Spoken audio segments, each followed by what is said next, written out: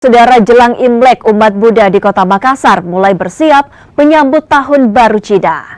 Mereka mulai membersihkan wihara dan rumpang Buddha.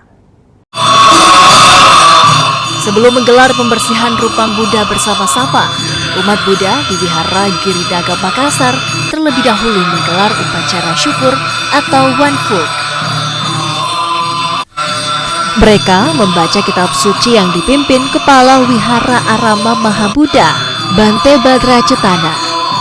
Kegiatan bersih-bersih rumpang Buddha diikuti pengurus wihara dan puluhan umat Buddha Wihara Arama Mahabudha Makassar di Jalan Tanjung Bunga, Kecamatan Tamalate.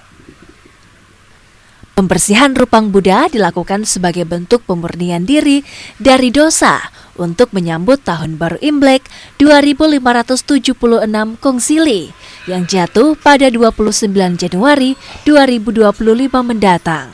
Jadi sebelum melakukan kebersihan ini, tadi kita juga sudah melakukan puja atau kebaktian ya, dalam rangka syukuran di akhir tahun ya, yang mana ini menjadi sebuah perenungan bagi kita untuk kedepannya menjadi lebih baik dan bertekad untuk selalu berbuat kebajikan. Bante, ini kan ada bersih rumpang, ada air khusus dipakai atau air sulfika dicampur bunga. Nah, untuk kebersihan rumpang ini tentunya yang kita lakukan adalah menggunakan air bersih ya. Tidak boleh menggunakan air sisa dan lain sebagainya, tidak boleh.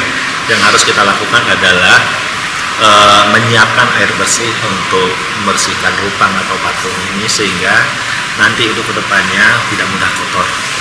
Bersih-bersih rumpang Buddha ini jadi tradisi yang dilakukan setiap menyambut Tahun Baru Cina. Nila Rustam, Kompas TV Makassar, Sulawesi Selatan.